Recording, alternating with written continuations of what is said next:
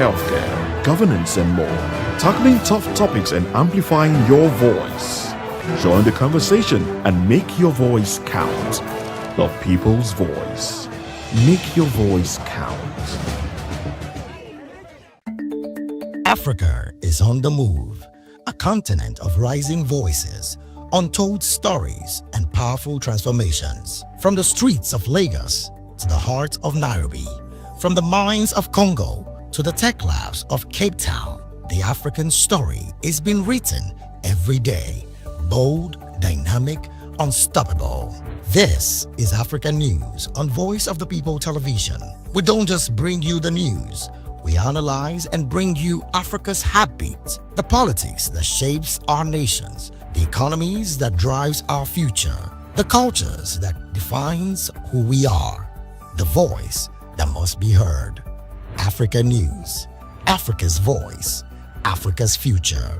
Where Africa speaks, the world listens.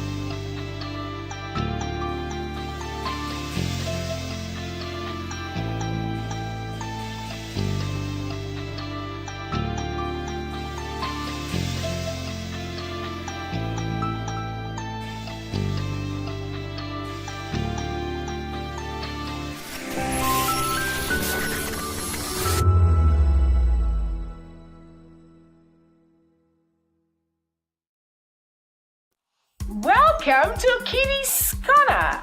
Every weekend is a new journey. Join Auntie Oni as she embarks on thrilling adventures. Each episode takes the young explorers to a different fantastical world filled with exciting challenges, making new friends and learning valuable life lessons.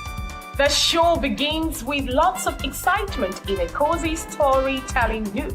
Fairies teach the importance of kindness, honesty, bravery, teamwork, or curiosity. Kitty's Corner is a delightful blend of fun, education, and imagination with catchy songs, interactive games, and heartwarming stories. Join Auntie Oni every Saturday, 10 a.m. to 10:30 a.m. on Voice of the People Television.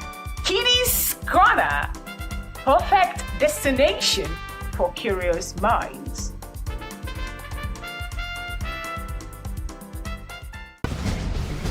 Join us as we drive into the world of politics through insightful interviews with prominent political figures, both serving and former governors, ministers, senators, legislators, party chieftains, activists, and analysts.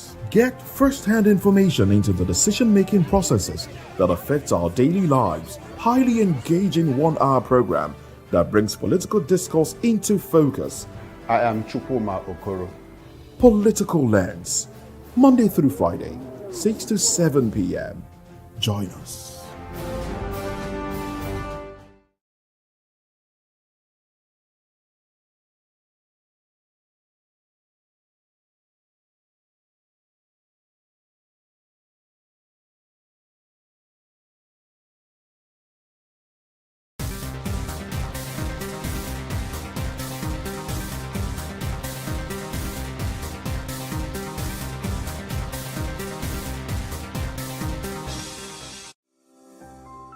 VOP TV.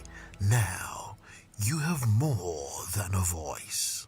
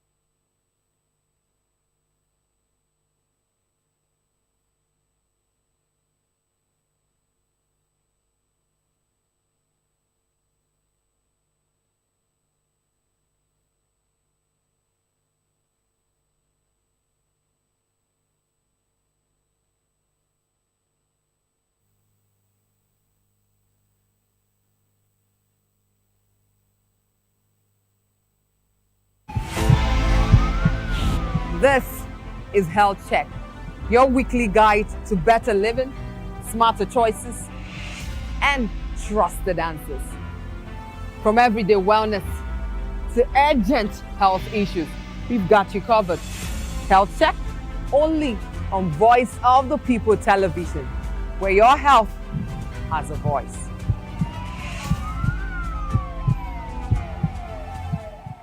Mr. Ofamiloni, and here's to VOP TV. Keep watching, stay tuned, do not touch that dial.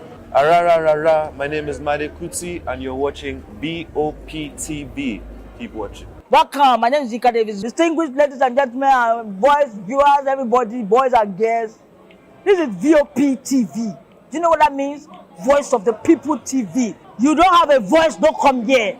You better make sure your voice is heard. Are you ready for the extraordinary? Something big is happening on your screen. Introducing VOP TV. Now streaming on SLTV channel 264. From breaking news to captivating conversations, news analysis, giving you all sides to the story. We break in-depth discussions on the issues that matter, from politics to sports, entertainment, and lifestyle. VOP TV on SLTV channel 264. Join us as we redefine what television means to you. Voice of the People Television, VOP TV. Now you have more than a voice.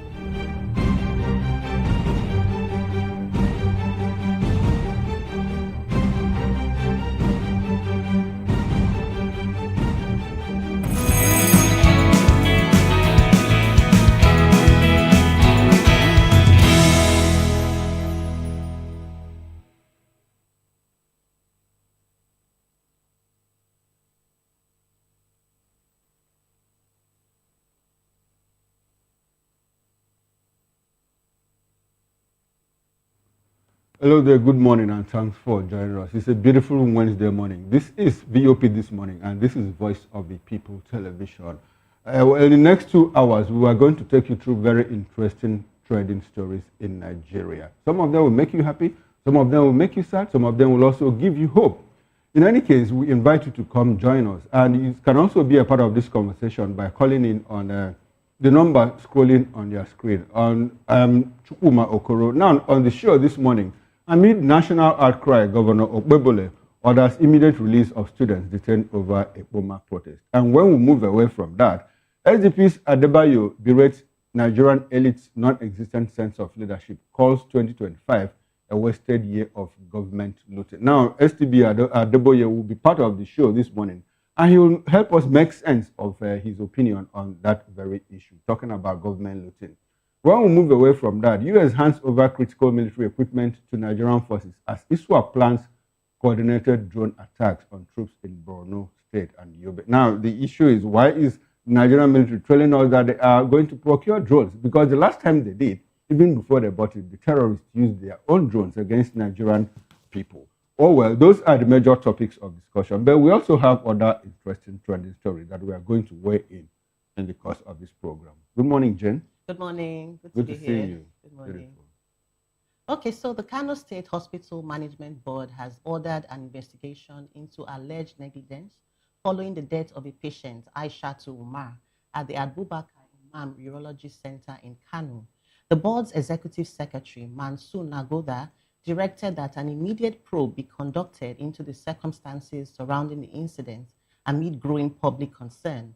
The family of the deceased had alleged that comprehensive tests and scans were conducted, that the results revealed that a pair of surgical scissors had been left inside her body during a surgery in September.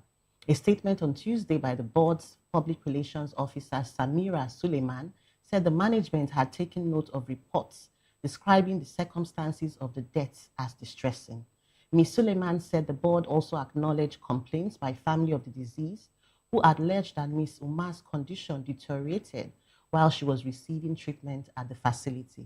She also added that the probe would cover all medical and administrative procedures related to the case. This is a very sad one, and for me, it really hit home because while I was in secondary school, I actually lost my SS1 teacher to the same incident. She had her baby, and after a few days, they just discovered that she was, swelling or bleeding unnecessarily, and they found that she had sepsis. And after a while, they found out that they actually forgot a pair of scissors in her stomach. And this is over 2 decades ago. And so I'm thinking, if this is happening over more than 2 decades after, it means that our health sector has deteriorated. It's going like a downward hill spiral. And we've done nothing, to hold some of these health officials accountable. When they know that there is no consequences for this kind of laxity, then it means that anything can happen. And I know that when you get into a surgical room, at least when I was having my babies, you will see all the equipments. They have the head counts before and after. So how on earth do we even describe or even explain the fact that somebody can actually forget a pair of scissors? What was it? Sometimes I even ask myself It's the question, outrageous. because I've also undergone surgery, and I went surgery lately, and I was like, where would they leave the scissors? How? Depending on the nature of the surgery. Yes. Anyway, it's become a pattern. It's become a pattern. I think it was on, was it on Monday? It was on Monday, yes, that we talked about Chimamanda Adichie's her son, who was, due to anesthetic problems, the guy just left and went from there. Yeah. And we are asking, now the person that administered the anesthesia, didn't he or she, check the age of the child and all of that? Body weight and all of that. Body weight and all of that. Now, before you give general anesthesia. Yeah. So it's become a pattern. I can also relate to one. I once lived together with someone in the same compound, a lady, who also, after childbirth, in the process of surgery, a pair of scissors was left inside her. And over time, the woman started, having pains and all of it. It took the grace of God, that woman survived that incident, because she had to go through surgery again. And I began to ask myself, at what point will medical personnel be so careless, to all these? It's not just blade. I also know about someone who underwent another surgery, and wool, wool was left in his system, and it got to a point where it had to, the man couldn't pass faces anymore, and so it took another surgery for that. Imagine being cut open and all of that. So it's become a pattern in our medical, and like we said the other day, we can trace it to the process of recruitment, the process of emergence. How do we get our medical doctors trained? How do they even get admitted into universities? You see situations where we have miracle jam centers. Apart from having miracle jam centers, we also have exams, special centers for WAEC exams and all of that. And you get into school, you discover that somebody made like all the A's, A1, A1, A1, A2, A3, A4. And the person writes the first semester exam, the person flunks it. And you begin to wonder. So I have a cousin who once served as a head of department of an engineering department. You know what? He said after a while, when it became a pattern, when he's trying to sift students for admission, all those ones that scored the C, the C, the C, D, he will choose those ones first, because according to him, those are the ones that wrote the exam on their own by themselves. Because he discovered that over time, the A students, there's a reversal, there's a flip. The A students will come down while the C and D students will come up. So it's a problem. How do we recruit people into the medical department? That is the starting point. Good morning, Moses. Good morning. Chukuma, good morning, Jane. Yes, indeed. How do we recruit? And now, I'm not going to say this is peculiar. I mean, these things are not peculiar to our own environment here. It happens in other climes too. It happens abroad. But I know. But we are looking at the degree. Yes, of course, absolutely. But just to put this out there, I recall as a very young person, a friend of mine who was based in the United States at the time, came home to visit and then went back. And then after a year or two, the mother died. And what happened was she was operated upon, and scissors, one of those small scissors, was left in her tummy. That was over there in the United States of America. Okay. Now, about 5 years ago, a friend of mine also died. It's negligence. It's negligence. Negligence. The degree is higher over here. Now, talking about the fact that it happens over there as well, what are the punitive measures? When it happened, when that one happened over there, right here, we were following up. I recall my mother then was calling to find out the process. The medical facility was taken to court. Within the medical practitioners, there was a review done. There was a panel set up, and they questioned the surgeons.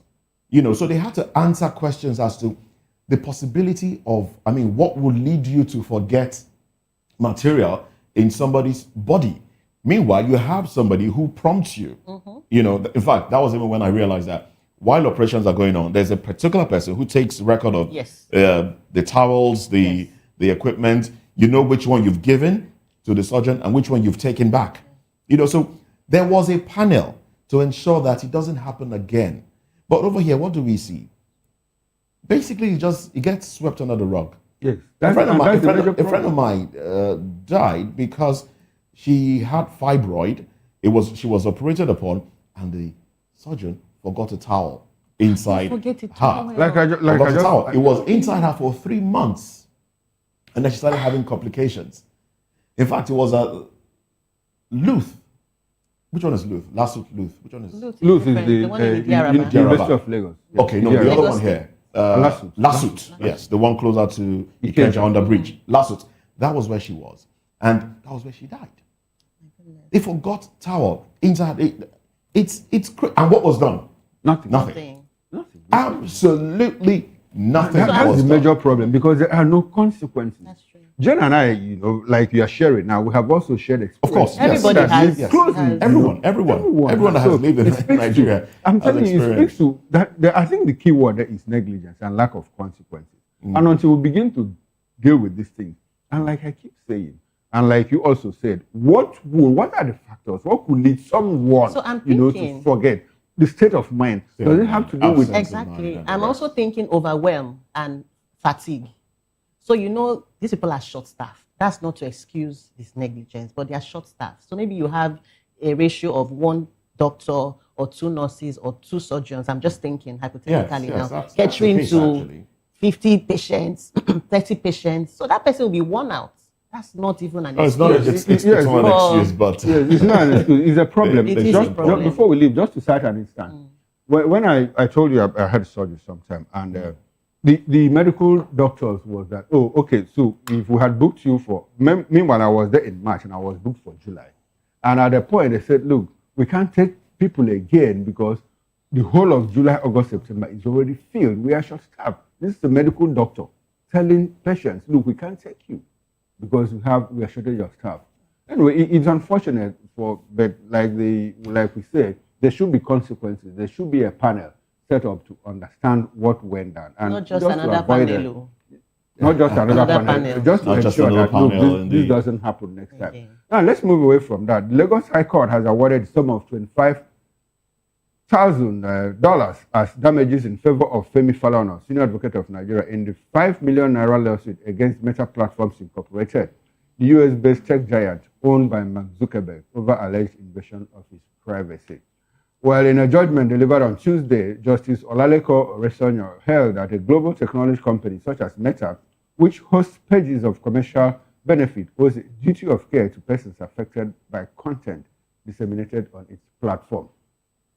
Falana, through his lawyer Olumide Babalola, had accused Meta of publishing motion images and voice caption Africa Health Center on the website to the fact that he suffered a disease known as prostatitis, which constitutes an invasion of his privacy as guaranteed by Section 37 of the Constitution of the Federal Republic of Nigeria.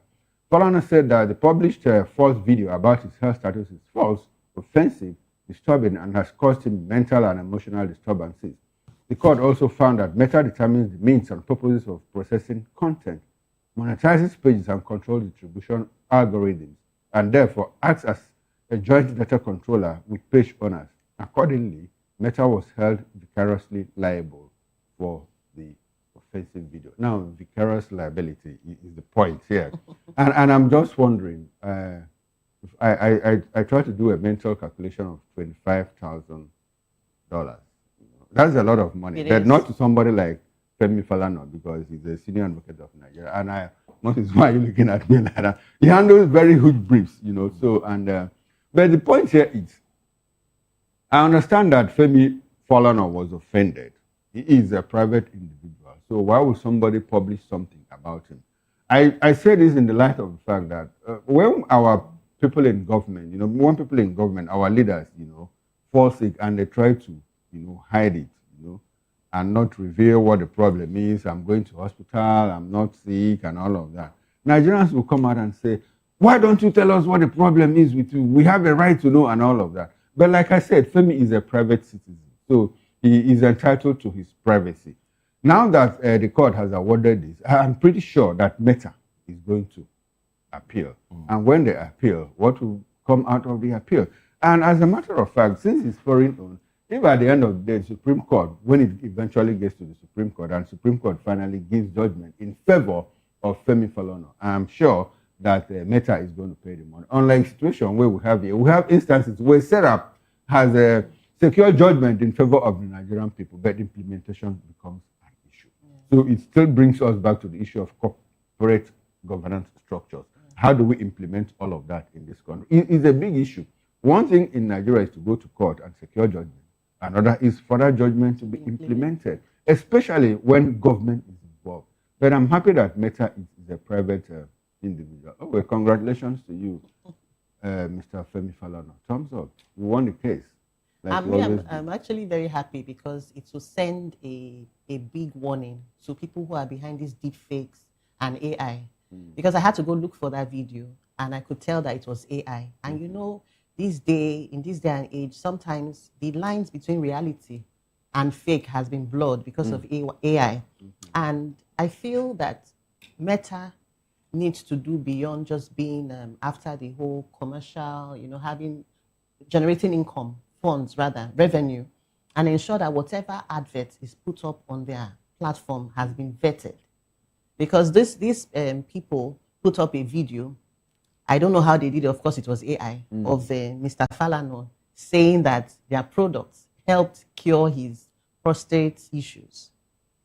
So that's the background of everything. And it's over 1 year, it was 1 year ago, and he has secured this landmark judgment. And we are hoping, like you said, it won't just end on paper, that even when it goes to the Supreme Court. Because I know Meta will appeal. They will definitely appeal. I just hope that he wins again, and it will serve as a big warning to all those deep fake people. But I'm just thinking, Facebook churns out, they have over billions of posts every day. So do they have the equipment? Do they have the app to fact check everything that passes through Facebook on a daily basis? It's an algorithm. So the AI, as it were, has been set up to fact check. But usually they fact check what you prompt them to fact check. Yes. Okay. More often than not, that's what they fact check. So shouldn't that be an issue? Can they control? Can they be in total control?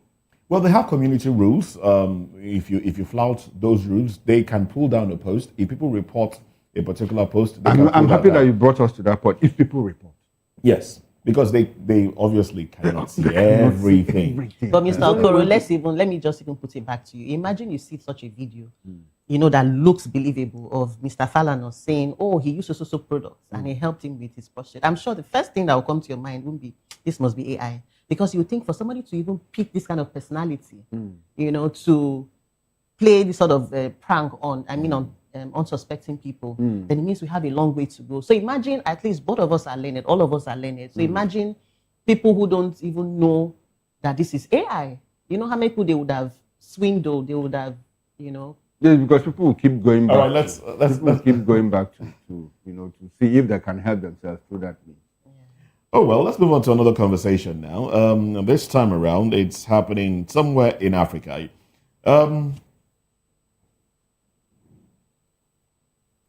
Somewhere in Africa where we're talking about Uganda. Uganda will be having their elections in a few days. And just 2 days before the country's pivotal general elections, the Ugandan government has imposed a sweeping temporary suspension of public internet access, new SIM card registrations, and certain mobile services, sparking widespread concerns over transparency, voter communication, and democratic freedom. the Uganda Communication Commission, UCC, the nation's telecommunications regulator, issued a directive on January 13, 2026, ordering all licensed mobile network operators and internet service providers to immediately halt public internet services. Authorities describe the action as essential to curb the rapid spread of online misinformation and disinformation, prevent electoral fraud, and deter incitement to violence that could undermine public confidence in the electoral process and national security during what they call a sensitive period. The directive explicitly blocks non-essential internet traffic, including access to social media platforms, general web browsing, video streaming, personal emails, and messaging applications such as WhatsApp. Imagine. Mobile virtual private network, VPN, services have also been ordered disabled to prevent circumvention. Well, Uganda's January 15, 2026 general elections will see incumbent President Yoweri Museveni, now in his late 70s, and seeking to extend his rule beyond 4 decades in power, face off against challengers including the prominent opposition figure Bobby Wine of the National Unity Platform. This is what we say. Rulers, government in Africa want to stay perpetually in power. This is oppression on all levels. This is oppression, and this government has been known to, whisk away opposition figures. In fact, Bobby Wine was shot in the leg sometime last year. Yes, he was. So, and if you look at current trends, I'm sorry, but if you look at trends now, even in Nigeria, it's beginning to feel the same. It's beginning to feel like there is an intended clampdown on opposition voices. The other day we saw, I understand the protest went violent. That protest in Edo State, it went violent. Well, who caused the violence? That's another thing we need to investigate, because we've seen protests. People say they want to protest they want to air their grievances. And we have infiltrators join their ranks, destroy properties, and then the protest is stopped.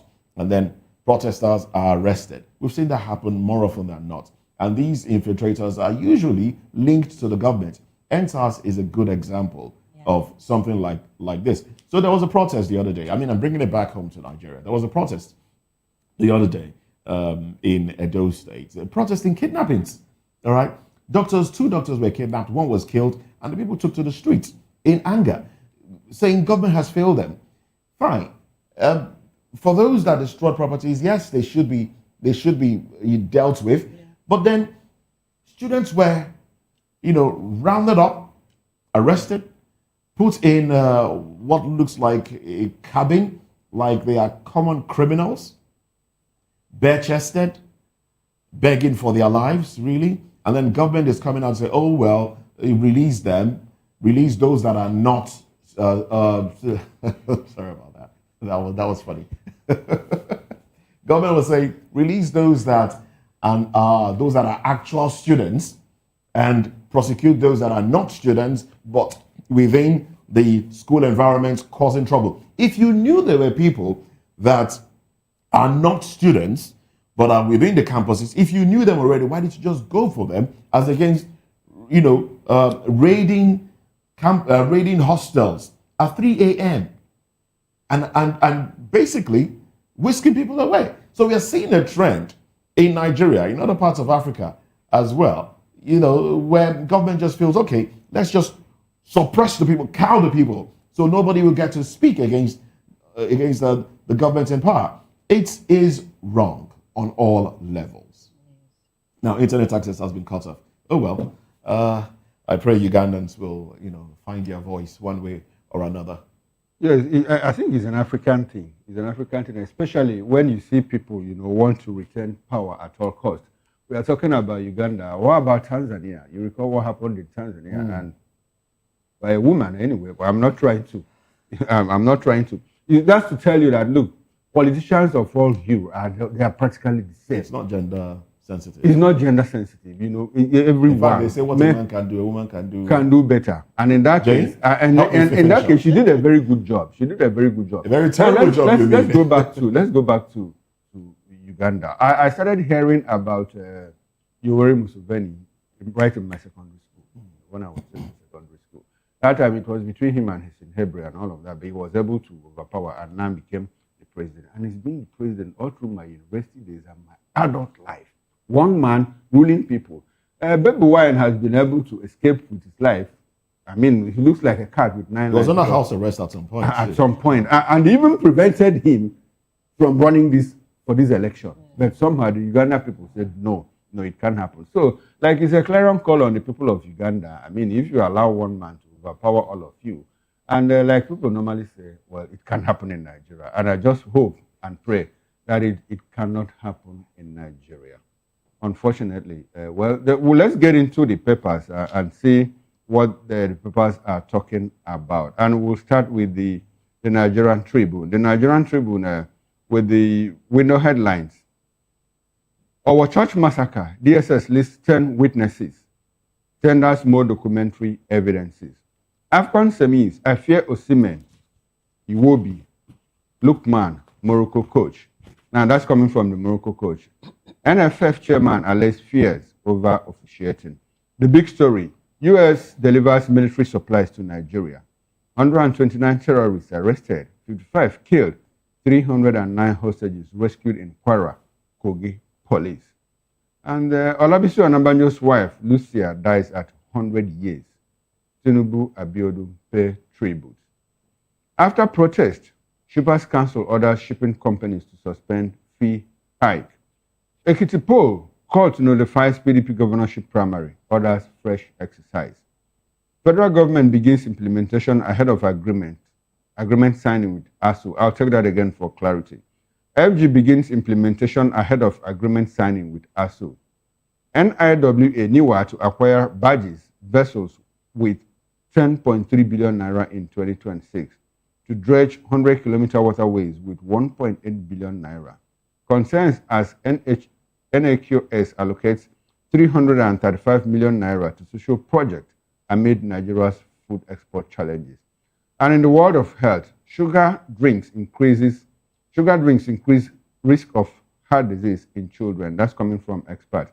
And that's it from the Nigerian Tribune newspaper. All right, so let's go to The Guardian very quickly. These are the headlines here. Lagos gets 179 billion naira oil. States 424 billion naira from fax, 6 trillion naira disbursements. Shatima, Abba, others canvass ethical leadership at colloquium. NARD, that's National Association of Resident Doctors, rejects FG NMA job evaluation agreement before collective bargaining. Lingering sit-at-home disruption may hurt Southeast 5.7 trillion naira fiscal plan. Nigeria UAE signed trade deal, liberalize over 7,000 products. Nigeria ranks higher, moves up from 103 to 89 in passport index.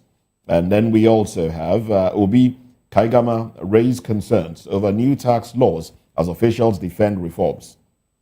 2027, INEC laments waning public confidence in elections. Edo government links Nigerians in diaspora to Okpebholo riot. And those are the headlines on the cover page of the Guardian newspaper. And on the front page of the This Day newspaper today, Africa Confidential, federal government outguns Biafra lobbies seeking to influence Trump on Nigeria. We also have Tinubu signs comprehensive economic pact with the United Arab Emirates. Nest Oil, Nekonde reject false misleading reports on Supreme Court's proceedings. These are the headlines of the piece. Okay, that's pretty far we can go on the super headlines. We'll return at 10 o'clock for extended review. Now we'll go on a short break. And when we return, amid national outcry, Governor Okpebholo orders immediate release of students detained over Okpebholo protest. Join us again, we'll be right back.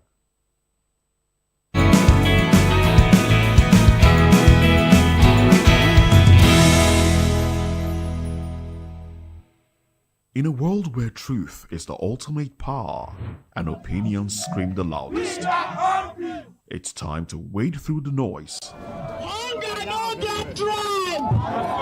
Hunger no get religion. And scan the human interest and trending topics that matter. Stay tuned to The Issues, your plug to the stories making the buzz, from politics to science and technology, social justice, and more. Let's tackle the tough questions and expose the truth. The Issues on Voice of the People Television. Don't just react, understand. Do you want your voice to be heard? Do you know that you matter in the scheme of things? The People's Voice, the show where ordinary citizens take center stage as we discuss the biggest stories that affect you and I. With you in mind, we facilitate lively discussions, debates, and interviews on the topics that matter most to you and I, from social justice to economic empowerment, education to healthcare, governance, and more, tackling tough topics and amplifying your voice. Join the conversation and make your voice count. The People's Voice. Make your voice count.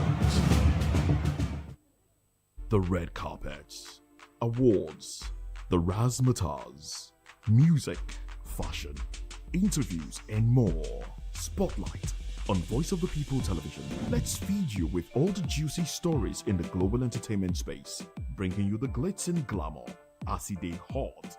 Stay tuned to Spotlight, 1 p.m. Monday to Friday. Spotlight on VOP TV. Entertainment like never before.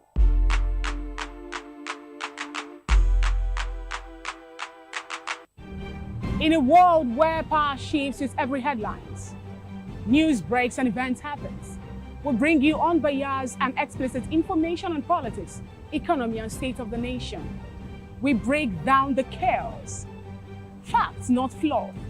Truth, not spin. We discuss not just politics, but a glimpse into the future. Voice of the People Television. Now you have more than a voice.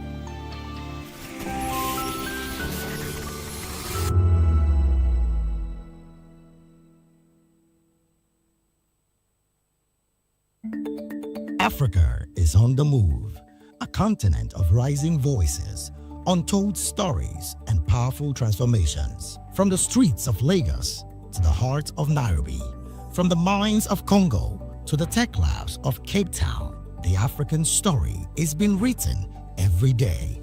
Bold, dynamic, unstoppable. This is Africa News on Voice of the People Television. We don't just bring you the news. We analyze and bring you Africa's heartbeat, the politics that shapes our nations, the economies that drives our future, the cultures that defines who we are, the voice that must be heard. Africa News, Africa's voice, Africa's future. Where Africa speaks, the world listens.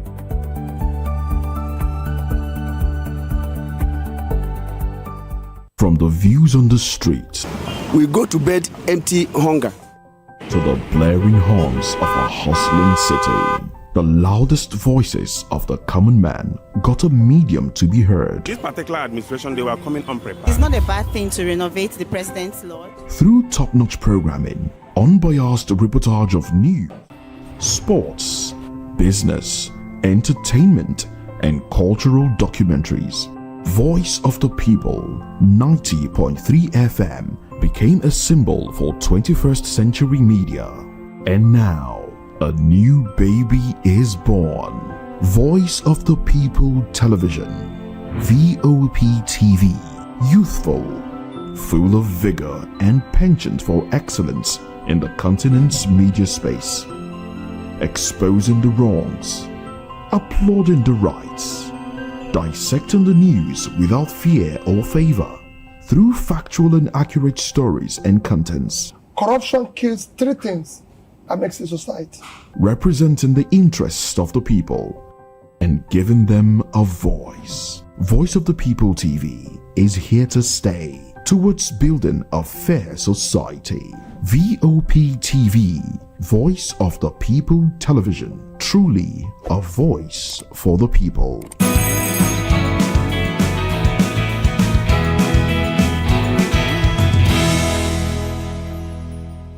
Welcome back and thanks for joining us. And well, if you are just joining us, this is VOP this morning.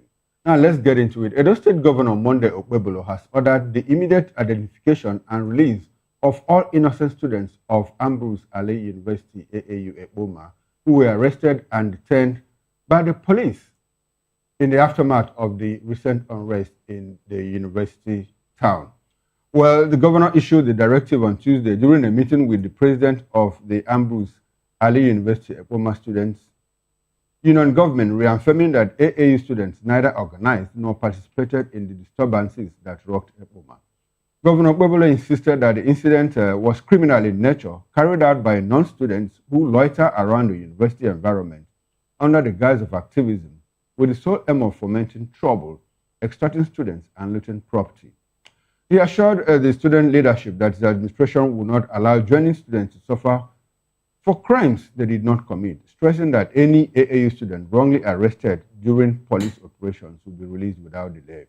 The governor also dismissed reports linking the unrest to kidnapping, describing such claims as false, state-managed, and designed to mislead the public and inflame tensions. The release followed national outcry over what Nigerians have termed the abduction of the students from their hostels at midnight after a protest that rocked the town due to incessant kidnapping within the axis. I think there's video out there. Let's take a listen to the video and see what went down in the hostel at night. Break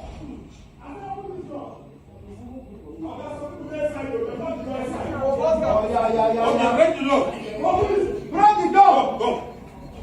Hit him! That's all.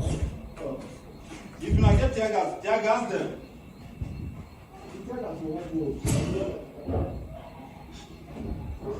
Me, I'm very allergic to them.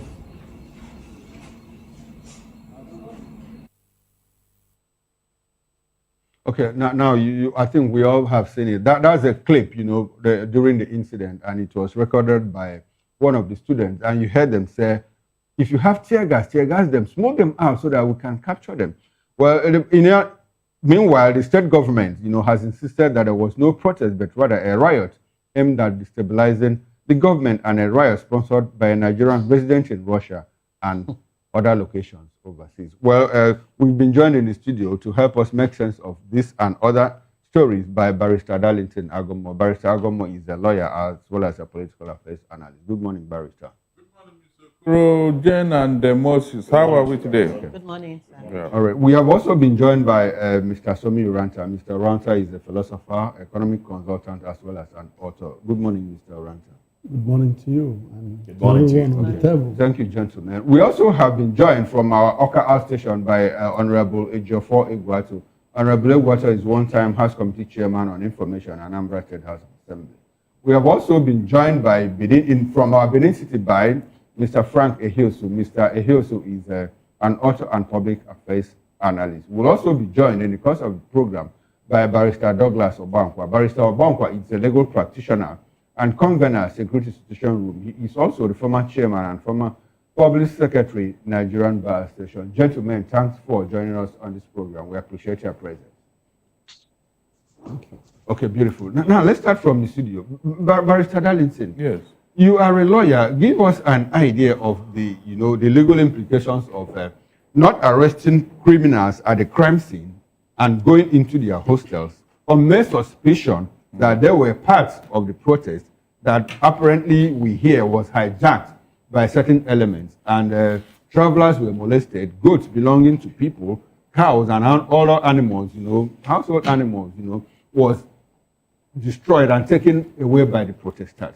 Give us the legal implication of having to go in a Gestapo style to arrest suspects, even when you have not confirmed that they were at a particular time in that place of incident. Help us understand the legal implication. It is criminal on its own for you to say you want to apprehend a suspect and you now commit criminality against them. In other words, it is an offense for you to go and arrest a man on mere suspicion that he was involved in a criminality without authenticating it. The law says that it is easier for you to release 99 criminals than for you to arrest one innocent man. Did you get it? It is easier from the position of the law. Allow 99 criminals to go if you don't have anything against them than for you to arrest and prosecute one innocent man. But Barrister, the word, is it easier or better? It's better to let easier and better, yes, okay. Easier and better. They are the same thing. So that is the position of the law in this matter. Now, these students now that you arrested and the governor have counted, please, who is now at fault here? Who is now at fault? In the first place, remember what caused the protest. You have not addressed the root cause of the protest. And you are now arresting innocents in their hostels. Where is the guarantee that the faces you went to arrest in that hostel are the actual suspects? Where is the guarantee? Did you take their picture? You can see. But Barrister, under this situation, what would have the government done to apprehend the suspects?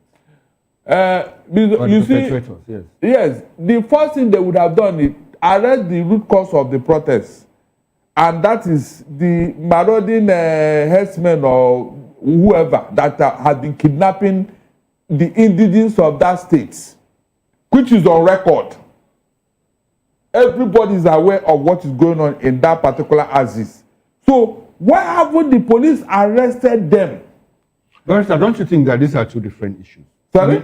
Don't you think that these are two different issues? Nigerians understand that there is kidnapping going on, and students, Nigerians now stage a protest. And in the course of the protest, innocent people were harmed, their goods and property confiscated and taken away forcefully by them, by the protesters. So which one should the government, why not losing sight of the fact that, look, there are kidnappings? Do you think that the government should allow these perpetrators of this crime to let go, meanwhile they are dealing with the issue of kidnapping? Good. You see, don't give room for criminality. Okay. And then you turn around to blame everybody.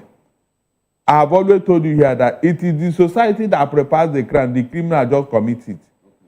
Why did you allow the kidnapping to continue unabated? That is the first question you should ask yourself. Who made it possible for there to be a protest in the first place? Who made it possible?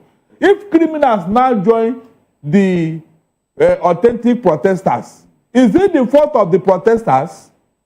Like I asked you, what is the guarantee that those you arrested are criminals? That is the question. Let's bring Mr. Oranta into this conversation. Mr. Oranta, how do you view this incident that is going on in Port Harcourt? Sorry, in Edo State, in Ekpo. Okay, maybe see me just think of I'm thinking of Wike with your bowler hat and all of that. You just took me directly to Port Harcourt. We are talking about Edo State. You see, when people leave what they ought to do that which they ought not to do, this is the resultant effect of it. Because in the first place, this thing has been a recurring decimal within that axis. Remember some time ago when about a number of people they had to kill these guys because of this same problem, and the governor was running to the north, different places, helter-skelter, and trying to mediate. But after that, he relaxed again. When this kidnapping has been going on, with all the security votes, which I heard is even on the increase now, about 40% more than what it used to be. What did the governor do to stem the tide of this constant and incessant kidnap cases of citizens of that area? Now, when that thing was kept recurring, people now came to protest. Normally, when there's a protest, what the police ought to do is to provide, protection for the people, ensure that people who are not part of the protest will not come in, that the protest does not get hijacked. But they stayed back for whatever reason. After the whole thing has occurred, they now come in the night to go arresting innocent people. I can be certain, I can say it, with all sincerity, that more than 85 to 90% of people they arrested were innocent people. And that is the way it has always been in Nigeria. When incidents occur, if you call the police, they will come after the robbery incident has happened and the people have evacuated. They come, they start picking on innocent people. For how long are we going to remain in this position? For how long? Normally, when something happens, you just send a distress call. The police or the security authority forces have to be there immediately. That is the way it happens everywhere. All right then. Well, thank you very much, Mr. Sumi Ranta. Now let's ensure that we have virtual guests, Frank Ahioshun and Barrister Douglas Obankwa, in with us. Good morning, gentlemen. Good morning. All right, good. Great. Now, before I come to you, I would like to start off with you, Frank Ahioshun. Before I come to you, there's a video I would like us to watch. Let's take a video of the students as they were, clamped in a space, pleading for their lives, really. Let's watch this. President of Nigeria. These are the crying faces that are sent to Ubiaja Correctional Center for what they know nothing about.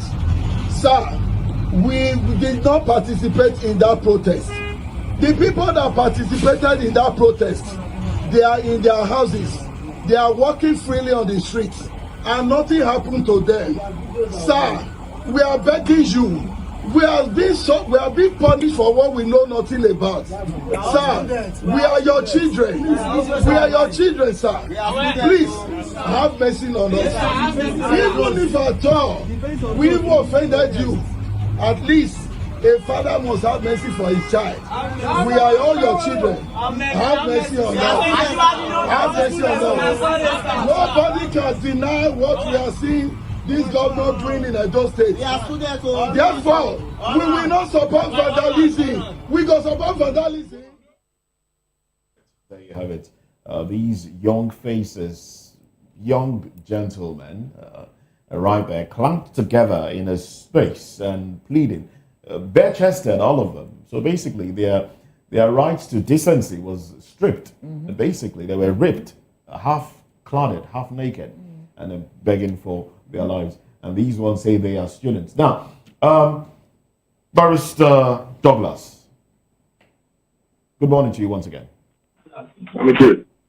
Help me explain why this would happen. Some have said this is a clampdown on dissenting voices to ensure that nobody rises in protest of any kind against the government in Edo State. By the way, bear in mind that this protest, that went out of control, was started because of doctors that were kidnapped and one of them killed. Later on the show, we'll take a listen to the video of the mother of one of the doctors pleading for assistance to raise funds.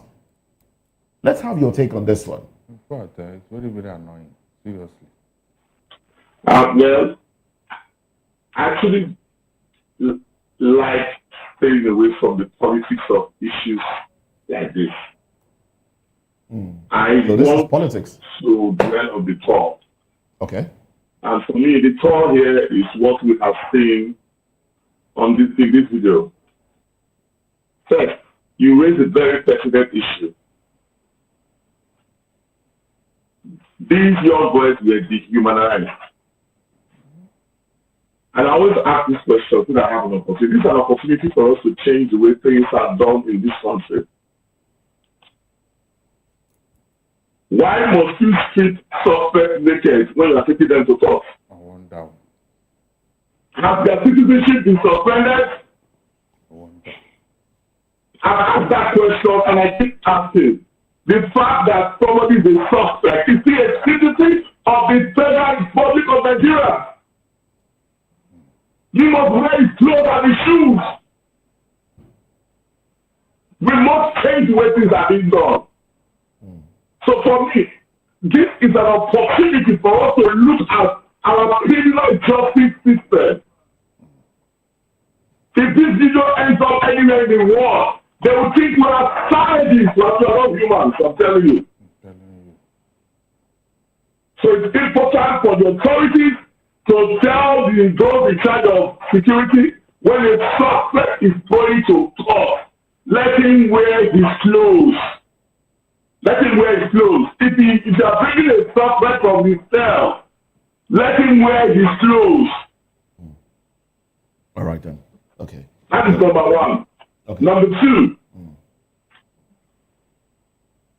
I don't think there is no anywhere in our law where there is collective responsibility for criminal activities or alleged criminal activities. Each of those 52 suspects, in fact, let me just shock you, in the eyes of the law, as we speak, they are not even defendants yet. They are suspects. They're suspects. Because no formal charge has been signed against any of them. The charge that you saw, you are seeing, is part of the procedure of Section 294 of the Criminal Code. Sorry, the Action of Criminal Justice Law against it, 2019. Sorry about that. Go ahead. Now, They have not been charged, yes. those 52 people have 52 different cases, different transactions. You cannot say it's the two of them doing whatever you are led to do at the same time, in the same place. So, each of them will have an investigating police officer, IPO. They should have their own files, their own statement of witnesses. All right then. Okay. Each of them should have his or her own police final investigation report. Each of them. So 52 of them. Okay. For you to remand them in one group. But the court ordered that they be remanded. What do you say to that? The fact that the court ordered that they be remanded. That is what I am telling you. First of all, the court lacks jurisdiction to hear the matter. The court, according to our laws in the state, the court that has jurisdiction to hear the matter is the Ubiada High Criminal Division. Ubiada High Court Criminal Division. So if you lack jurisdiction to hear the matter, where did you not get a jurisdiction to remand them? The law is clear. The jurisdiction is a threshold issue. It is intrinsic to administration. So if you lack jurisdiction to hear a matter, you lack jurisdiction to do anything whatsoever. All right then. Well, let's get the thoughts of others here. All right, let's get the thoughts. All right, thank you very much. We must do things the right way, of course, and that's why here on Voice of the People we are lending our voices to these issues and to ensure that things are done the right way. Thank you very much, Barrister Douglas Ogbankwa. Barrister Douglas, you want to quickly say something? Yes, I want to say something. 90% of the time, it is the police that mislead the court. When police bring a matter before the court without proper investigation, it is based on the charge that the court will now take a decision. Okay. That is the truth. Most of the police, they don't even know what is criminal justice administration. They don't know. We have interfered with them, and I now know that most of them, they don't even know what they are doing. They don't even know the section of the law that they're supposed to charge any person for. So when things happen, they lump you together. Moses, can you just imagine that in a police station, all those people will have each of them one IPO, 52 of them. Is it possible? No, is it possible in this country? We don't even have the numbers. So you see, but that is the actual thing, because you need to separate. It's not a class action here. It's not a class act, but they would lump all of them together. Even somebody passing by is involved. That's how they charge people unnecessarily in Nigeria, because our police, they didn't have a proper training on criminal justice administration. They can't even write a simple report on their investigation. Okay. And they carry people to court. And when you got to the judge now said, okay, this, they will now say, it is one lawyer's coming that all this will not be exposed. The police don't even know what they are doing. All right, Barrister, that will be, we'll take that as your concluding thoughts on this one. Is it okay? No problem. All right, then we'll take that as your concluding thoughts as we let you go to other issues. But let me go back to Frank Ehioshu. Now, Frank, good morning once again. Now, Frank, before I come to you, I want us to listen to the video that basically, prompted some of this. The video of a woman, of the mother of one of the doctors, the one that is still alive. One was killed. The other one is begging for crowdfunding, basically, monies to be raised for her. It was 100 million. It was 200 million initially, brought down to 100 million after one was killed, and then now 20 million has been given, and they're asking that the family raise the money to about 50 million. Now, what is the police? My question to you would be, what is the government doing to ensure that this person is released, as against going after those who were showing their grievance as to people being kidnapped in Edo State? Let's take this video very quickly, and then we'll, hear your thoughts, Mr. Frank Ehioshu. Hands of the kidnapper. Please, I'm here to solicit for money to release my boy out of kidnappers' hands. They kidnapped one has been killed. It remains Dr. Abu Babatunde Ibrahim in their den. Please, the earlier the better. Message should assist me. To be whoever has, nothing is too small. Whatever I'm giving, they should please have mercy on me, donate for me, to enable me free my sons from the hands of the kidnappers. They are requesting they've been requesting now for 100 million. Please, masses should please assist me. No amount is too small, and I cannot provide the 100 million. Up to date, the boy is still in their den. He was adopted on Friday 2nd. Please, masses should assist me, because delay could be danger again. I don't want this one to be killed. Masses should please assist me. International community should please assist me to bail my boy out. He was coming from his office. Very pathetic story that of a mother pleading for the life of her son, and basically crowdfunding, asking the crowd, the masses, to help raise money. Frank Ehioshu, good morning to you once again. You are in Edo State. What is the atmosphere like in Edo State? Seeing this and the kidnapped victims and the rest. What are the people saying? The grassroots. I wish I could say the atmosphere is normal, but Nigeria at large is seemingly in a state of disarray. When I speak, my heart skips. Nigeria happened to her. I just imagine the world at large, people watching this video and leadership in this country wonder why even countries as small as Togo and the Republic look at Nigeria like shithole country for real. How do you explain that? The primary purpose of government has stated carrying provisions of our constitution is the security and welfare of our citizens, which is the function of government the world over. If Nigeria were even a functional state, all the people who have paid ransom for kidnap are supposed to sue the government not just for compensation and payment of the kidnap money, but compensation for the stress they go through. But who did so? Which stock system can you rely on? The system at large is seemingly dysfunctional. It's so painful. Now, see that video that the great vice talked about a while ago. Every time such things happen, we get to reaffirm the fact that the Nigerian political system The Nigerian governance structure reinforces failure, reinforces criminality, reinforces insecurity. Which of those guys in that cell would not have an awkward image and possibly hate their country for life? Is that the country that you reflect a model of patriotism for? But that is where we find ourselves. We always wonder why the army of Boko Haram, bandits, and militants and all those are increasing on a daily basis.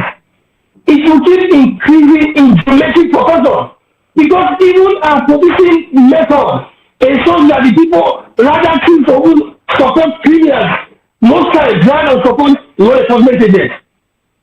I've witnessed a scene personally on Saturday road in Benin. You have some specific pointed to not just come park their vehicle. Buses driving by, they'll stop the buses. Look at young guys that are within the ages of between 16 or 20. Tell them to get down. For no reason. I saw a boy crying. I was upset in the hospital on the road. On the road by the opposite second junction. What they don't feel. The boy was crying. The boy said, my mom said to go and get some. How many times to ride? You could say that boy was just a mistake. They took that boy to their vehicle for no reason.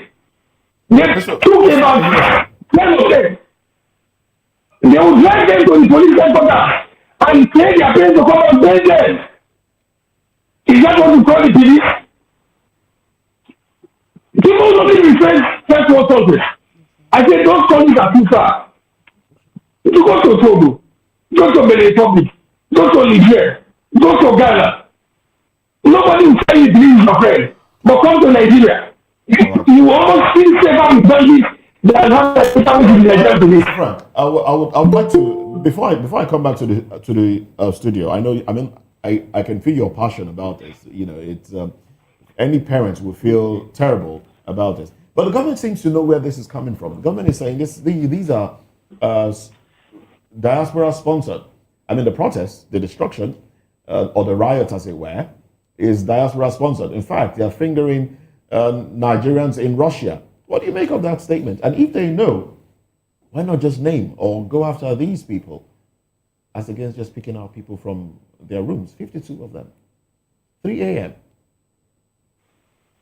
I know that is happening right now. Even what pertains to this kid being arrested and all whatnot, there are symptoms of prevalent decay in the system. That information the government is relying on. Why I wouldn't say I don't blame the government, I can tell you free of charge. Now the information came from the same sources that we cannot depend on. Because we know the Nigerian political system where the security for in terms of information depend on rumor. I can tell you that free of charge.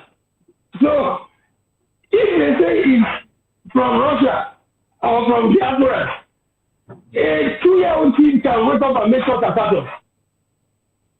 I can tell you with confidence on national TV, there isn't any relevant evidence to back that up or data to defend it. It is normally what is shown to just keep the group going. All right then. Okay.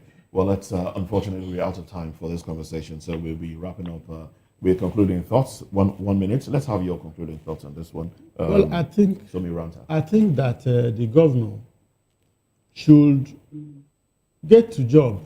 He should be responsive to the duties of a governor as the chief security officer of the state.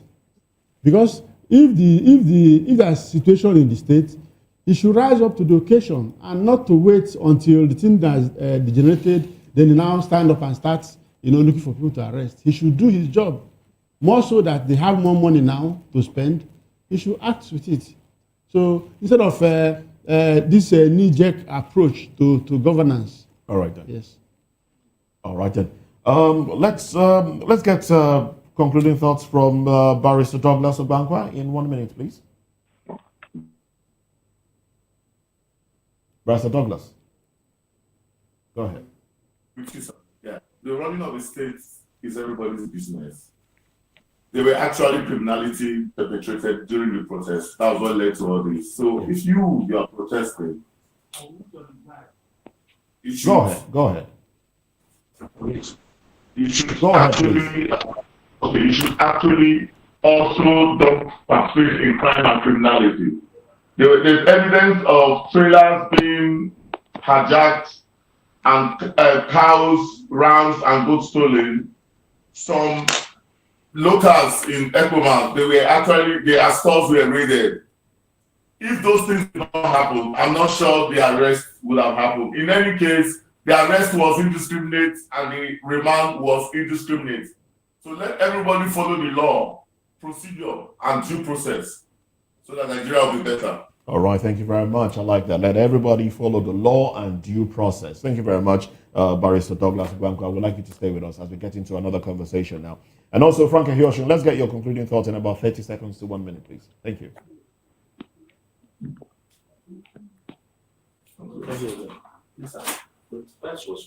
All right, we seem to have lost connection to Frank Hioshin. Oh, well, we do have, let's get on to another conversation now. We're talking party politics. SDP's Adebayo berates Nigerian elites' non-existent sense of leadership, calls 2025 a wasted year of government looting. Let's talk about this when we come back from this break.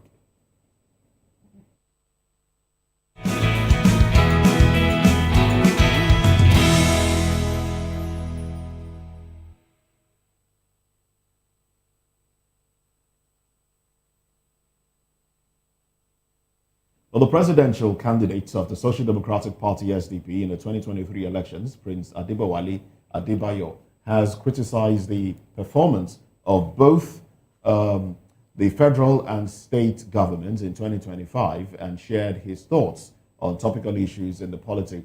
He spoke with journalists on the sidelines of the second edition of the Prince Adewale Adebayo 2025 Christmas Marathon and Queen Lilian Adebayo Health Walk held in Ondo City recently.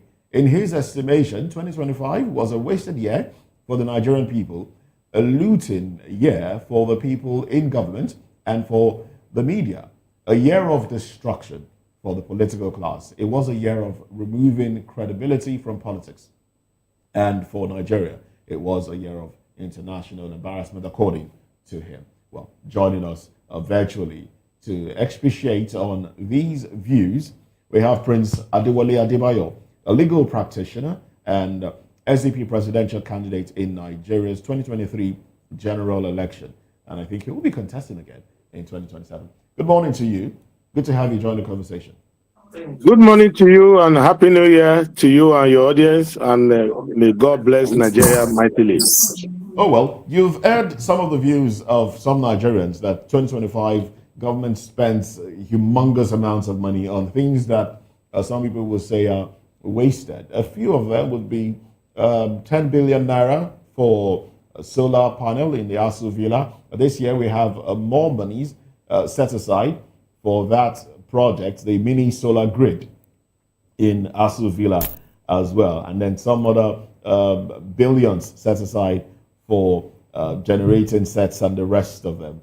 But do you think SDP will do any differently if they get into power? Saying that, I mean, a lot of Nigerians have come to conclude that everybody that gets into power just wants a share of the national cake. In fact, some people felt, oh, a particular party that represents the people, when they get into the National Assembly, they will reject some of those offerings and speak for the people. But then when cars were shared and, you know, all these largesse going round, we didn't see any of those parties representing the people object to any of those largesse given. So why do you think SDP will do anything differently? Number one, these parties are not different from one another because history shows that it's the same people changing parties, just the way football players change clubs. It's still the same game. The SDP is different, however, and you can ask any of your reporters to talk about the senators we have in the Assembly and the House of Representatives members that we have, and the House of Assembly members that we have in various states, and the chairman that we have can go to Kacha local government and other places where we have local government elected officials. And you can look at the political party itself. We are different. and we are consistent. So it will be unfortunate for Nigerians to form the impression that politics is so hopeless that everyone who gets there is going to fall into the same trap. And that is not the case. The only problem we have today is you don't have enough of the SDP in the National Assembly. If you had more of the SDP, you have much less of the problems we are facing there. And we are governing by the Constitution. We are governing by the principles all of us have subscribed to. So it is not by accident that we sound different, we act differently. It is because we follow rules. And that is why it is difficult for some conventional politicians to survive in the SDP. No matter how colorfully they come in, when they face the rigor of discipline, of accountability, of ideology, they tend to check out. So that is the way to go. There is no guarantee that humans will not misbehave. The only guarantee is that there must be rules by which to measure what they are doing, and there must be disciplined people who are there to sanction. And the ultimate sanction lies with the people to make sure that they do not condone, endorse, applaud, or entertain misbehavior in government, and that they don't reward it by voting incompetent people, misbehaving people back to power. Okay. And the fallacy of moral equivalence. I want to quickly cut you in here. We all know that it's very easy to criticize the government from the outside. And as it is not easy to criticize the government from outside because it takes intelligence to criticize meaningfully. Okay, you've made your point. So it's not easy. Do you think what difficult decisions would you have taken that you think this present administration is avoiding?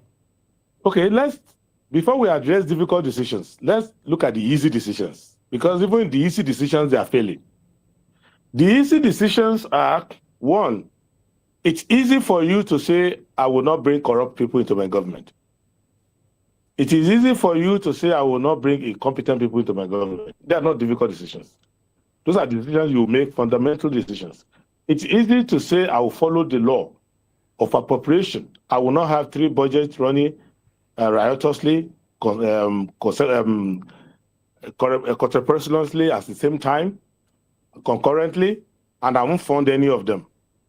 I will not fail to abide by the law I passed, the Appropriation Act. I will obey the laws pertaining to corruption and anti-corruption, and I will make myself accountable to the people. And I will devote government time to government work. I will not be spending 1/3 of the year outside. So those are easy decisions, because when you are elected, people can be saying, I want to be your government, this one wants to be your government, but it is your choice whether to put so and so in your government. Because once you put someone in your government, then you start to have a problem. It's easier to reject people from the beginning than to try to kick them out. Okay. Those are the easy decisions. The difficult decisions that you have to take are decisions pertaining to certain economic strictures. For example, you want to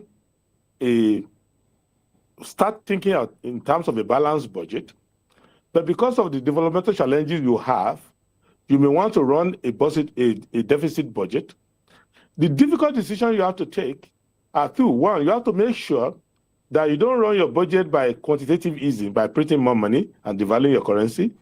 You also want to make sure that in your taxation policy that you're actually targeting revenue where the revenue are, and that you are also using that to stimulate the economy so that money will bounce in the pocket of a taxpayer 5 times before they have to give part of it to the government. So those are difficult decisions because they are decisions based on econometrics. Okay. It's not based on sentiment. All right. The earlier decision as to who is in your government, the character of people you are associating with in government, and the policy you are going to follow, those should be easy for you because you follow what you believe. All right. Thank you very much, the Prince. Now talking about easy decisions, you said something that is quite instructive, and that's what Nigerians are discussing at the moment. You said you will not spend 1/3 of their time outside the country, and in apparent reference to the president, who is always sometimes, as we speak now, he's somewhere in Abu Dhabi. There was an airstrike, bomb strike on the 25th of December, and on the 28th, he jumped on a plane and left Nigeria. He's not yet back, about 2 weeks now. Now, do you have a problem with that? Because even while the president is in this country, we see all of those things that has happened in his absence still happen, and we do nothing about them. So should it really be a problem that we have an absent president? Because in his presence, nothing much goes on. A president normally should be in office in his own country. Occasionally, there are needs to travel abroad to attend head of state level conferences or bilateral meeting. You could be invited by a major partner to boost confidence in their business people, that there's a good relationship between the two countries. You can attend to those, but Nigerians will see you working. So like the outing at Abu Dhabi, that's not a bad one. It is the disappearances before then. And you just show up in Abu Dhabi without any initial readout as to where you are going, the target you want to achieve there, and who is going with you, how much time you will spend there, and the cost of going, and when you will return, and all of that. Those things are standard in government. So it's the cloudiness and the cavalier nature. I'm sorry, Prince. I hate to butt in at this moment. Now, the direct question is, the president stays home. We are still deep mired in problems. And he goes outside, those problems persist. So why should it bother Nigerians that he's absent? It should bother you because if someone's presence is not that effective, the absence will be worse. Okay. So you have a driver who doesn't drive well, but you see him at the wheel. You have a bit of, at least you can talk to him, you can reach him, you can get information to him. But if he puts a stone on the accelerator and jumps off the car and is smoking cigar by the roadside, that's worse than no matter what he was doing badly before. Okay. So what we are saying is that the president has many functions: head of state, commander-in-chief, chief executive, and so many other things that he needs to do. So stay at home to do them, it should not be something to be negotiated. Okay, all right, stay at home. Whether he's doing them well or not is a different thing. And you can cry out to him and you can caution what he's doing. Okay, all right, President, sorry. Prince Adebayo. It's God speaking through you. I like that. I like the prophecy that you have just tapped into. Now, we are doing 2025 in retrospect more like, and you said Nigeria passed through series of international embarrassment. Now, I'd like for you to, we've not spoken with you since the airstrike, in Sokoto State. If you were the president, let's create a what-if scenario. If you were the president, will you collaborate with the United States of America to take out terrorists in your own country? Is it something that you have done conveniently? If I was president, there will be no need for America or anybody to pay attention to us in that regard, because it is not that hard for a president who wants to get rid of terrorists and bandits in his country and makes it his priority to do so. You see the recent activity in Kogi State, where they went into the bushes and tried to smoke out bandits in the haphazard manner, but the bushes have always been there. I know every forest in Nigeria. There is no forest up to 5 miles square that I don't know in Nigeria. So there are 17 forests in Kogi State, the largest being around Dekina, the second largest being around Apanya, Ugboligbo, going towards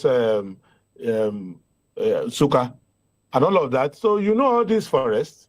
You are supposed to govern the country, and you get rid of all these terrorists from there. You don't need America. You don't need anybody.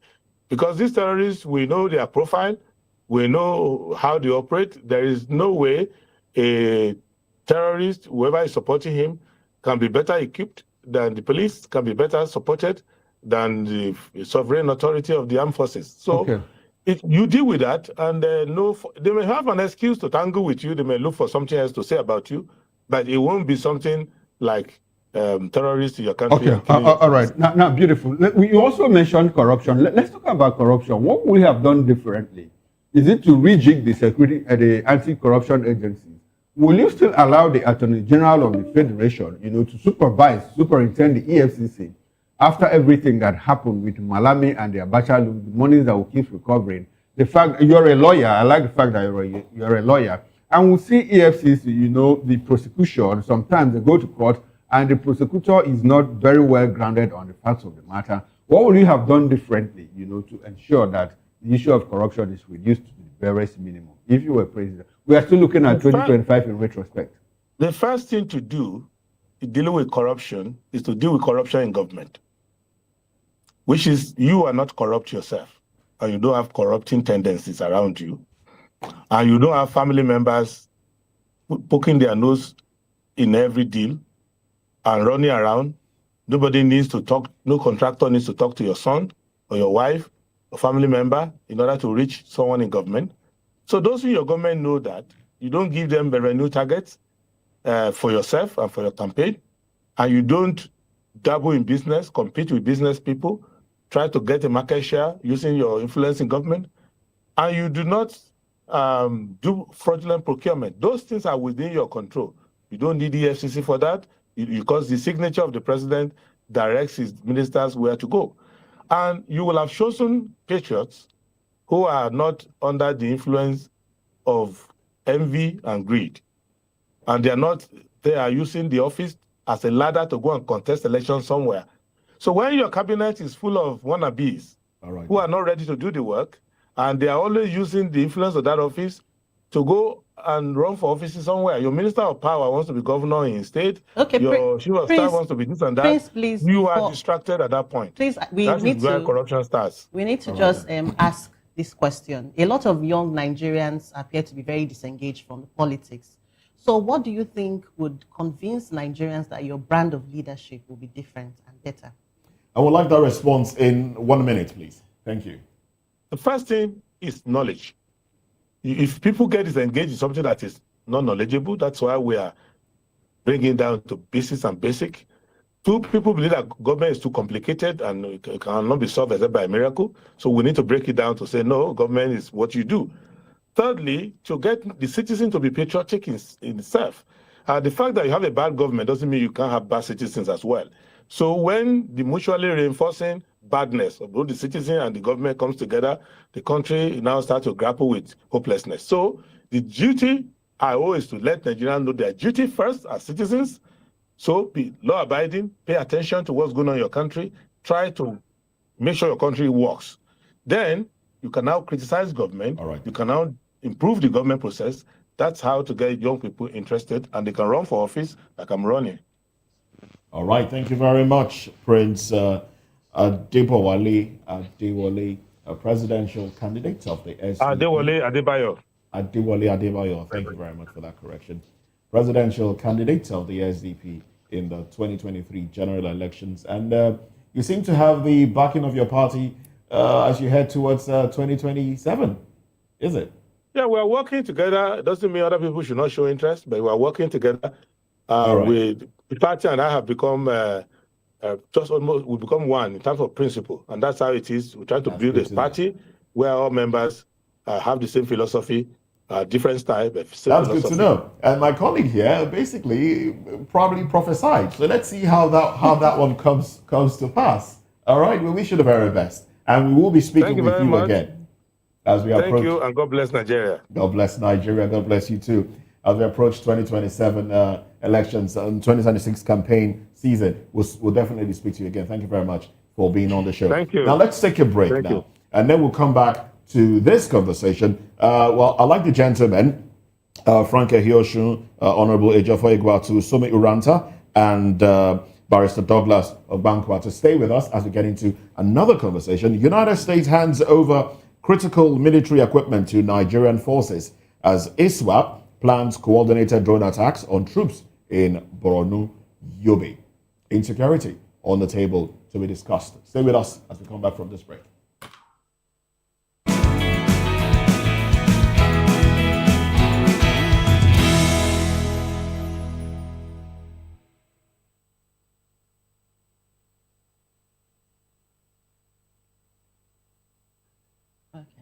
The U.S. has handed over critical military equipment to Nigerian forces as ISWAP plans coordinated drone attacks on troops in Borno and Yobe states. We'll be discussing this, and Barrister Mr. Yes, before we get into into Somi Ranta's contribution, Nigeria's fight against terrorism and banditry has received a fresh boost following the delivery of critical military supplies by the United States to the Nigerian Armed Forces. Now, the United States Africa Command, AFRICOM, disclosed the development on Tuesday in a statement posted on its verified X handle, announcing that U.S. forces had formally handed over the equipment to Nigerian authorities in Abuja. Now, the latest report comes as reports indicate that the Islamic State West Africa province, ISWAP, is planning coordinated drone attacks on Nigerian military position in parts of Borno and Yobe states. The report, citing security sources, said the insurgent groups have significantly expanded its unmanned aerial vehicle, UAV, capability and is finalizing plans to deploy multiple drones simultaneously against military formations and patrol teams operating in key conflict areas.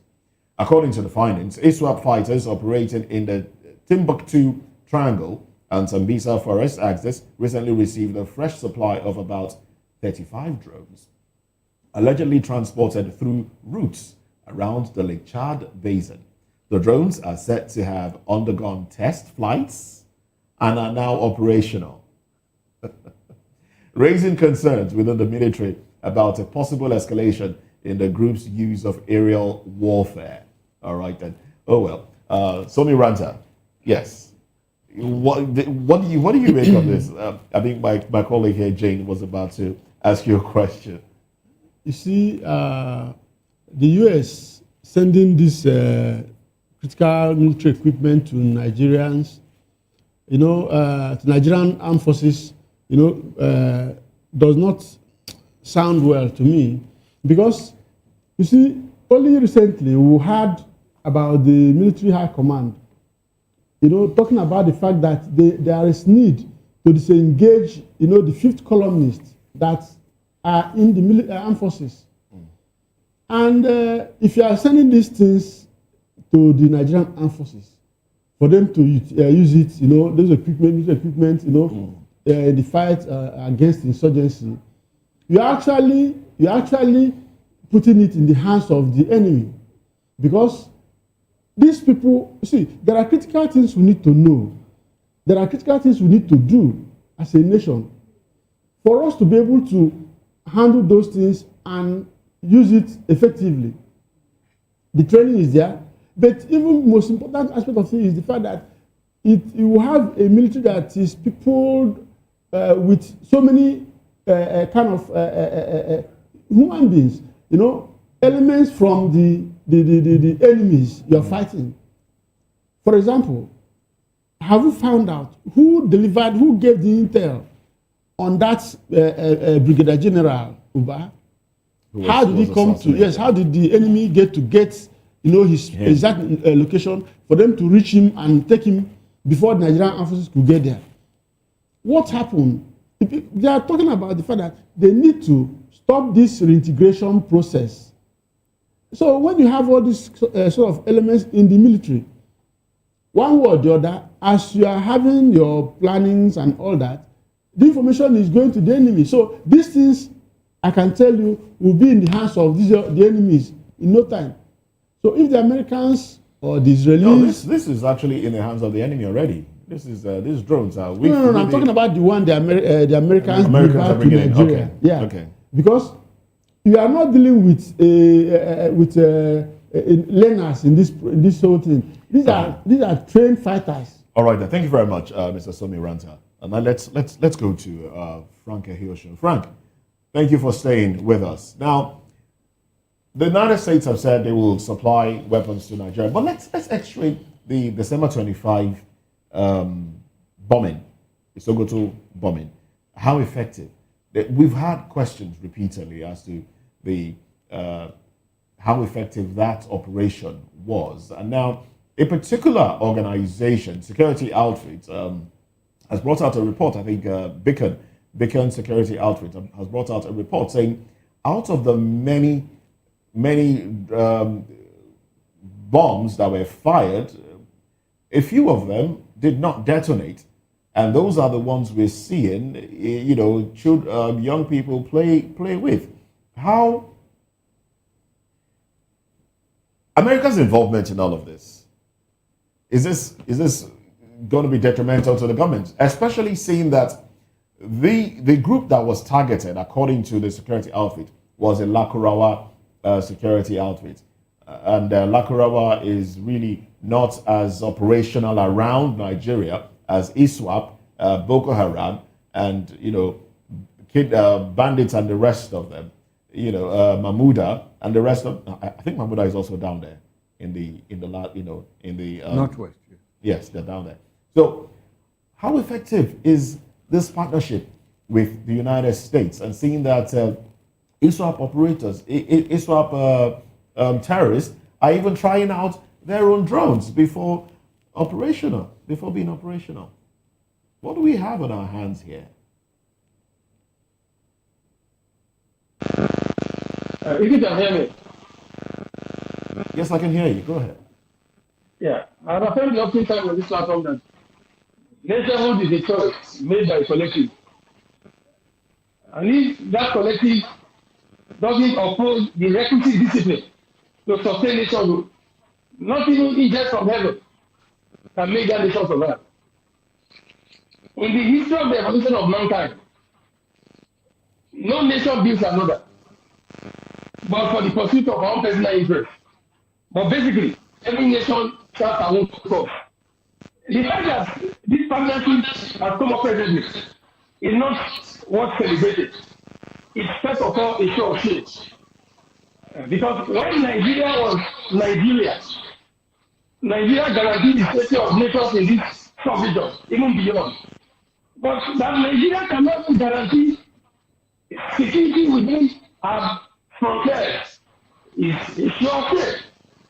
That's why I said that even if space forces come to join this country, how long will they be here? This affair did not make some impact. That is, the information is kind of now concerning the Lukara group. That the strike took out, I think I read the piece yesterday, about the 155 Lukara members and about 200 or so are missing and so many of them were injured. Quite some impact. So I assume that the US chose to test their firepower with one of the groups. Security experts have said the fact that there are not less than about 80 different groups in different categories. Both those who classify as bandits, those who classify as terrorists, those who classify as maybe militants of them, not less than 80 groups, specifically in several parts of the northwest, northeast, and north central. I maintain this position. Okay. Yeah. All right. As long as the US is providing weapons to Nigeria, the weapons don't fight on their own. I reference Mosul in Iraq in 2014 that led to the emergence and the climbing to the heights of ISIS. Iraqi soldiers had the all right. Mr. Hiosu, before I go to Honorable Ejiofor Egwatu, who joined us from Oka, I would like to ask you this question briefly. When you say that no nation helps another in global history, I would like to ask you, when America intervenes in a place like Iraq and Afghanistan, basically to take out terrorist networks that at one point or the other constituted a threat to America's safety, like before 9/11, there were safe havens in Afghanistan, in Iraq, and even parts of northern Pakistan. And America had to intervene to take out those people. Were they acting out of sync with their national security, or not just helping those people, but also to protect themselves? Which one will it be for you? For taking out of context, I think that no nation builds another, but in pursuit of our strategic interest. Okay. I'm not saying that nations will not support nations, but in fact that you know that. But the responsibility of the evolution of any nation state is primarily upon the collective that come together as a nation. That's my point. All right. So if a nation does not build their ranks properly, no matter the help that comes from another nation, they will still fall into the same thing. Okay, they will still fall into. Afghanistan, Americans were there for 20 years. All right, Frank. All right, Frank. All right, thank you very much, Frank. It will be a discussion for another day because I also know about the triad where, I mean, the world was partitioned by the major powers to help parts of South, but that's a discussion for another day. Now, let's go to Oka, where we have Honorable Ejiofor Egwatu. Good morning to you, Honorable, and thanks for staying with us. We appreciate your presence. Good morning. Good morning, everybody. Okay. Now, let me ask you, United States has helped Nigeria by supplying us equipment. And we have a Nigerian government. You were once a House Committee Chairman on Information. How do you handle information regarding intelligence in a situation where we have seen that, look, Nigerian military will come out to say, oh, we are going to do this to terrorists. We are going to crush them. We have procured equipment. We have Tucano jets. We have drones and all of that. And before you could say, Jack, the terrorists have already used their own on Nigerians. What is the value of that intelligence? What is the value of information? What is the value of that strategy? If we have to put out there in the public, even when we understand that we might have moles in government and in the military, is that a direction? Is that a track? Is that a tool that we should use in fighting insecurity? I am happy that the United States has really done well in giving Nigeria equipment and all the rest of them. But I was waiting to hear that the Nigerian government and the Nigerian military has begun to tackle the sabotage that is within them. If you check well, you will agree with me that the incidents that has happened around military formations and the kind of attacks the military have experienced in recent times show that there is, to a large extent, a level of sabotage. There is a leak of classified information. So I think that is the greatest problem the Nigerian military has. It is better for them, for the military hierarchy, to look deeply into this and manage the information well, especially intelligence on their operational activities. And then the American government, we must appreciate them because if not for the public display by the President of the United States, the effort of the legislature in America and all the rest of them, we wouldn't have been on this high level of effort to gain back our country. So we appreciate them. But another aspect of it is the sincerity of purpose of whoever that is in charge of military operations. Some people see the activities of the military as being money conscious, looking at the humongous amount of money that is allocated to security, military, and whatever activities that they do every year in the budget. And some people feel that because of these amounts of money, very huge amounts of money, these people have concentrated on spending money and not really fighting down the insurgency. Okay, all right. Honorable Ejiofor, thanks very much for this elaborate, expose on the issue at hand. But my direct question is, you were once committee chairman on information of the Anambra State House of Assembly. Correct. My direct question is, how do you handle information regarding intelligence? Is it something that we should just put out there for the public, especially when it ought to be classified? And I relate it with the incident where Nigerian government says, oh, we have acquired equipment, so and so equipment from United States of America. Is it something that should be out there in the public, especially when we have those in government who could also relay and in some instances hand over this equipment to the terrorists? Is it something we should do? Well, that one must have to strike a balance between giving information to the citizens, the kind of information that will give the citizens hope and confidence that the government is doing a lot. And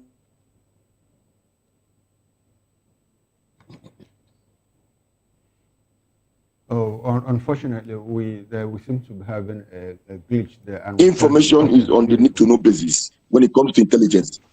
So if you have to inform the public that there are new equipment, you need to find the right words, the right expressions, to just sell the news that there are new equipment without revealing what plans you have, how you want to do it, and what exactly these equipments can do to that great extent, so that it doesn't go into the wrong ears. So the military owes the people the information of at least the people should know what they are doing, how much they have invested, what they are investing their money in, and what cooperation they are getting from whichever country. So it is good that we know all these things, so that people don't sit in their homes and say the government is not doing anything. But all the same, the level of information that is taken out should be controlled.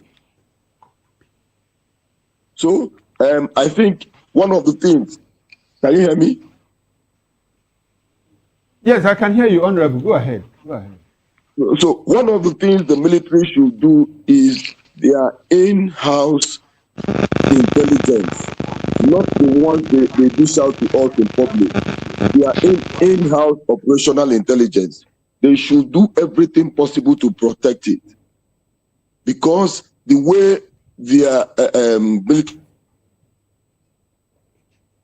formations are being acted, the way we hear of strange civilians being allowed into barracks and all the rest of them mingling with the military, and at the end of the day, certain things happen that are not supposed to happen. It's not encouraging. So their most important problem is management of their in-house intelligence. Okay, management of in-house intelligence. Thank you very much, Honorable Ejiofor. Now let's move to Benin, where we still have Barrister Douglas Obankwa. Barrister Obankwa, thanks for staying with us. Now the issue is, regarding the issue of insecurity, how will you assess America's involvement in Nigeria, and how long do you think they can stay to help us? Because we understand clearly in certain areas where America has gone to, they also cut and run. So when they come to Nigeria, what do we expect? Do we expect more involvement, like boots on ground? Or how do you think they can help us better without having to cause problems that will ensure that they stay longer? If you consider what went down in Afghanistan, if you consider what happened in Iraq, if you consider what happened in Somalia, how much of America's effort can help us, and how long do you think they should stay before we're able to solve this problem? Well, I think first we have to help ourselves. Obviously, we as the people and government have not done enough that would show that. See, let's stop the rhetoric. The Nigerian army that we know is one of the most powerful. Growing up in Nigeria, we are aware of how the Nigerian army, the ECOWAS monitoring group, Nigeria and Ghana led the frontiers in ECOWAS, and Major General Joshua Dongoyaro was able to quell, the civil war in a way that Charles Taylor was called to negotiate. In Sierra Leone, there is a General Maswekobe Way. In Freetown, there's a Sani Abacha Highway, because the Nigerian had to, topple the military government of Major Johnny Paul Koroma. So what has changed between now and then, that it now appears that the same Nigerian army that so ferocious was one of the most dreaded. Countries avoided fighting the Nigerian army. So what has happened? The answer is in the submission of Honorable Ejiofor, that we now have transactional security system. The first thing that you need, I've told people when I meet them and when I have an opportunity, is that security is not a business. Patriotism is the currency of security. Take a look, for example. Why would you call somebody a bandit when he's just a terrorist? How did the conversation get to move? People really don't understand. You take it for granted. But let me tell Nigerians, there is an anti-terrorism act, but there is no anti-banditry act. So when you begin to call them bandits, you create a room to talk to them as if they are normal. No, they are terrorists. Bare-faced terrorists that should be killed. Nothing else. So the first thing is the political will. We are not ready. It's not a joke. Do you understand? So go and find out how did the narrative changed from calling those killers terrorists to calling them bandits. It is not a mistake. It was a systemic thing that was done to create a monster. Then you see a terrorist in this 21st century granting an interview. He will show up in a meeting with government officials hanging an AK-47. What is going on? Okay. Unfortunately, Barrister Douglas Obankwa, we are out of time. I'd like for you to take 30 minutes to give us your concluding thoughts, and we need to go around and get concluding thoughts from other guys. The first thing is, no country will come here and help you. Every country is here for their strategic, political, economic, and geopolitical interest. You have to help yourself. And it is important for those that are in the front lines. And when I say this, I'm not talking about the soldiers. Okay. I'm talking about those that take decisions, the generals, those that stay in the council meeting, that we have no other country. So you must show some level of patriotism in whatever you do. Okay, like you said, patriotism is the currency. Thank you very much, Barrister Douglas Obankwa. Thanks for being part of the show. Okay, let's move over to you, Frank Hills. Can you give us your concluding thoughts in 30 seconds if you can? You were very good with what Barrister Douglas said. Like I offended them.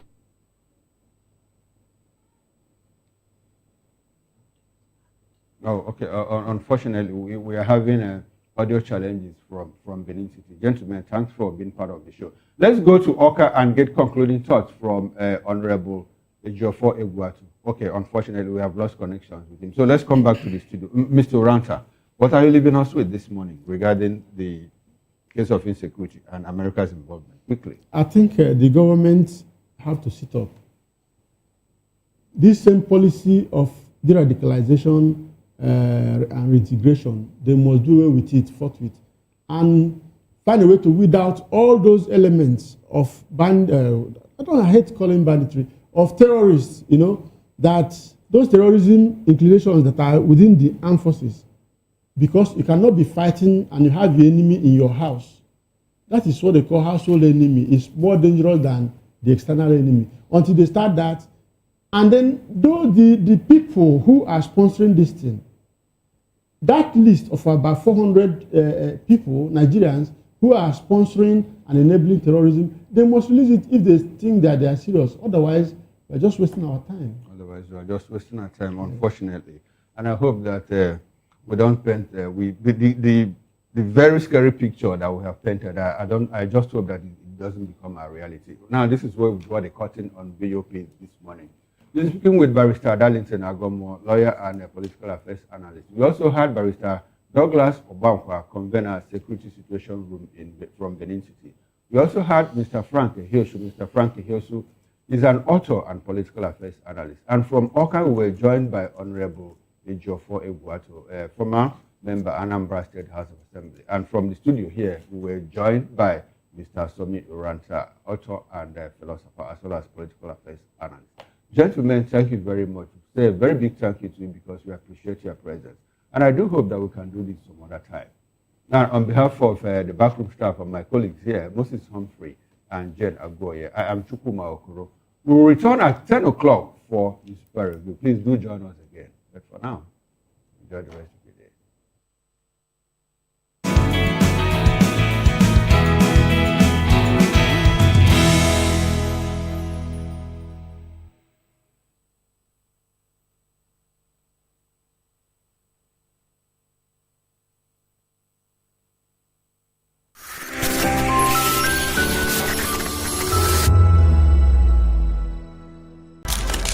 In a world where power shifts with every headline. In a nation full of questions.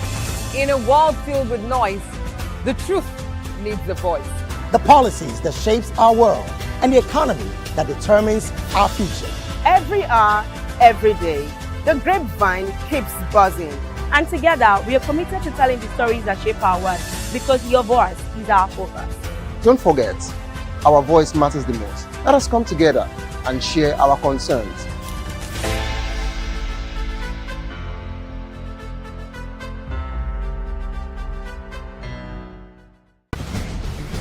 Join us as we drive into the world of politics through insightful interviews with prominent political figures, both serving and former governors, ministers, senators, legislators, party chieftains, activists, and analysts. Get first-hand information into the decision-making processes that affect our daily lives. Highly engaging one-hour program that brings political discourse into focus.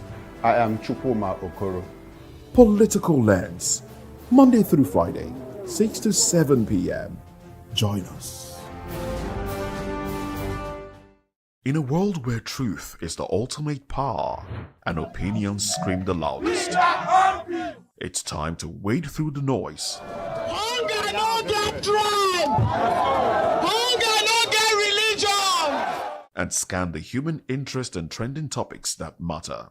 Stay tuned to The Issues, your plug to the stories making the buzz, from politics to science and technology, social justice, and more.